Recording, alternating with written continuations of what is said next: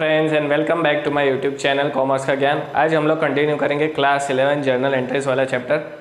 कल के वीडियो में हम लोगों ने कुछ इंपॉर्टेंट पॉइंट्स डिस्कस किए थे, ठीक है, जो जर्नल एंट्रीज में आपके क्वेश्चन में आ सकते हैं।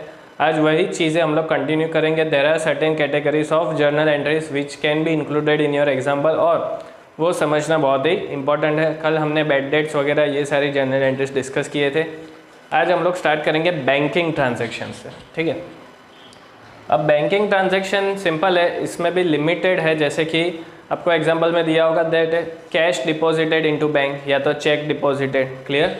लेट से कैश डिपॉजिट किया है हमने, तो जर्नल एंट्री क्या हो जाएगी, बैंक अकाउंट को डेबिट करेंगे बिकॉज बैंक बैलेंस इंक्रीज होगा, मेरा कैश बैलेंस डिक्रीज होगा, सो कैश को क्रेडिट करेंगे, राइट।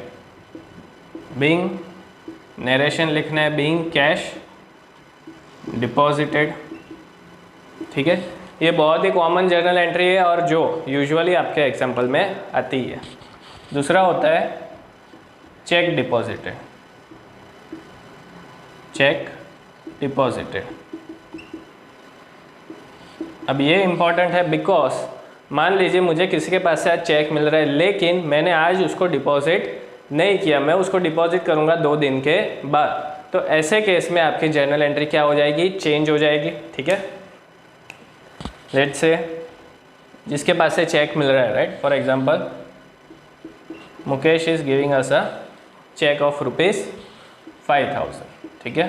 भाई मुकेश ने आज मुझे चेक दे दिया 5000 रुपीज़ का, लेकिन मैंने आज वो डिपॉजिट नहीं करवाया, तो मुझे एंट्री क्या करनी है, cheque in hand account debit to Mukesh account. Let's say ये चेक उसने हमें दिया है 1 अक्टूबर 2020 को, तो 1 अक्टूबर 2020 को आपको अपनी बुक्स में क्या एंट्री करनी है, cheque in hand account debit, ठीक है।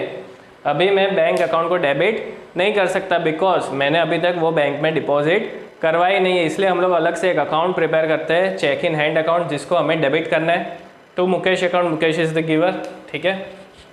ये एंट्री हुई 1 अक्टूबर को। अब 2 अक्टूबर को तो छुट्टी होती है, राइट, नेशनल हॉलीडे, इसलिए आप लोग डिपॉजिट नहीं कर सकते, तो मैंने 3 अक्टूबर को डिपॉजिट करवाया। अब एंट्री क्या हो जाएगी, बैंक अकाउंट डेबिट हो जाएगा बिकॉज कि बैंक बैलेंस इंक्रीज हो रहा है, और जो चेक इन हैंड अकाउंट को हमने डेबिट किया था उसे अब हमें क्रेडिट कर देना है। क्या कर देना है, क्रेडिट कर देना है। So bank account debit to cheque in hand account, so cheque in hand account को पहले डेबिट किया, बाद में क्रेडिट किया, वो अकाउंट हमें क्लोज कर देना है। So in case of cheque deposited आप लोगों को जर्नल एंट्री में ध्यान रखना है कि चेक आपने कौन सी डेट को डिपॉजिट किया। काफ़ी सारे ट्रांजेक्शन्स में ऐसा लिखा होगा that cheque is deposited on the same day, तो एंट्री क्या हो जाएगी, bank account debit to Mukesh account, ठीक है। अगर ऐसा बोला है कि भाई सेम डेट को आपने चेक डिपॉजिट किया है, so bank account debit to Mukesh account, जो हम लोग नॉर्मल एंट्री करते हैं। लेकिन अगर डेट डिफरेंट है, चेक मिला 1 अक्टूबर को, डिपॉजिट किया 3 अक्टूबर को, तो क्या कौन सा अकाउंट आप लोग प्रिपेयर करेंगे, चेक इन हैंड अकाउंट, ठीक है। पहले चेक इन हैंड अकाउंट को डेबिट करेंगे, फिर जिस दिन हमने डिपॉजिट किया उस दिन बैंक को डेबिट करके चेक इन हैंड अकाउंट को हम लोग क्रेडिट कर देंगे। Clear guys? चलिए नेक्स्ट जो हमारे ट्रांजैक्शंस है वो है गुड्स रिलेटेड, ठीक है। कौन से है, गुड्स के रिलेटेड। अब गुड्स में क्या होता है, काफ़ी बार goods are given as free samples, ठीक है। काफ़ी बार ओनर क्या करता है कि भाई अपने गुड्स फ्री सैम्पल्स में डिस्ट्रीब्यूट कर देता है, राइट, कि भाई आप ये ट्रायल एरर बेस पे हम लोग ये आपको सैम्पल प्रोवाइड कर रहे हैं, आप लोग यूज़ करो, अगर अच्छे लगते हैं तो आप लोग परचेस ऑर्डर दे सकते हैं, वरना चलेगा, right. So sometimes they are provided as samples. So ऐसे केस में भी हमें जर्नल एंट्री तो पास करनी पड़ेगी, ठीक है। सो इसमें हम लोग जर्नल एंट्री क्या पास करते हैं, advertisement account debit, right, because this is a type of advertisement expenditure and expenses are always debited, तो मुझे ये एडवर्टीजमेंट एक्सपेंस में क्या करना है, डेबिट करना है। सो एडवर्टीजमेंट एक्सपेंस डेबिट टू, अब ये जो गुड्स थे, ये गुड्स का बैलेंस सैंपल में देने की वजह से क्या हो रहा है, गुड्स का बैलेंस डिक्रीज हो रहा है। जब गुड्स हम लोग परचेज करते हैं, राइट, बाय करते हैं, तब हम लोग परचेज में डेबिट करते हैं। सो जब गुड्स का बैलेंस डिक्रीज होता है तो हम लोग क्रेडिट करेंगे परचेज अकाउंट को। क्या करेंगे? परचेज अकाउंट को क्रेडिट करेंगे। सो बहुत ही सिंपल एंट्री, एडवर्टीजमेंट अकाउंट में डेबिट करना है because advertisement is our expenditure, और मेरा गुड्स का बैलेंस डिक्रीज हो रहा है इसलिए मुझे परचेज अकाउंट में उसको डिक्रीज कर देना है। तो ये याद रखना है आपको, when goods are distributed as samples. ठीक है, चलिए फिर काफ़ी बार गुड्स में क्या होता है? Charity, right. काफ़ी बार गुड्स हम लोग चैरिटी में देते हैं, क्लियर। सो उस केस में आप लोग चैरिटी अकाउंट को डेबिट कर सकते हैं to purchase account, to purchase account. ठीक है, when goods are distributed as free samples तो एडवर्टीजमेंट अकाउंट में डेबिट कर दो, when goods are given as charity तो चैरिटी अकाउंट में डेबिट कर दो, क्लियर। चलिए अब और एक चीज़ क्या हो सकती है गुड्स में? Loss by fire. क्या हो सकता है? Loss by fire. भाई मेरा गोडाउन था, आग लग गई, मेरे जितने भी गुड्स थे वो तो सारे जल गए, तो ये तो मेरा लॉस ही है। So loss by fire, losses are always debited. So loss by fire account को भी क्या करना पड़ेगा? डेबिट करना पड़ेगा। ये सारी चीज़ें हमने डेबिट क्यों है? Because this are all our expenditure. Advertisement बोलो, चैरिटी बोलो, या तो loss by fire, losses are always debited, expenses are always debited. ठीक है, so loss by fire again credit क्या करेंगे? मेरा गुड्स का बैलेंस तो डिक्रीज हो गया बिकॉज सारे जल गए, ख़त्म हो गया। सो क्रेडिट करेंगे अगेन परचेज अकाउंट में। क्या करेंगे? परचेज अकाउंट में, क्लियर। सो ये कुछ ट्रांजैक्शन है कि जो गुड्स के रिलेटेड जर्नल एंट्री में काफ़ी बार आपके क्वेश्चन में आ सकते हैं। अब इसी का एक एक्सटेंशन देखते हैं, लॉस बाय फायर वाला। ठीक है, ये मैं रब कर देता हूँ,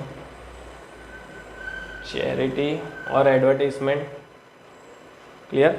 लॉस बाय फायर में काफ़ी बार क्या होगा कि मान लो आप लोगों को जो भी लॉस हुआ है, अब ऑब्वियसली आप लोगों ने इंश्योरेंस तो लिया होगा, इतना सारा अगर आपके पास स्टॉक रहता है तो हर कोई बिजनेस वाला उसका इंश्योरेंस तो लेने ही वाला है।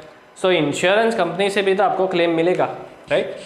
So let's say if claim amount is received, ये लॉस जो मुझे हुआ वो 1 लाख रुपए का हुआ, ठीक है। अब इंश्योरेंस, राइट, ये this goods were basically insured, मैंने इसका इंश्योरेंस लिया था, तो मैं क्या कर दूंगा entry insurance company account debit to purchases, to purchases because this goods are basically insured. ये जो 1 लाख रुपए का लॉस हुआ मैंने ऑलरेडी इसका इंश्योरेंस लेके रखा था, ठीक है।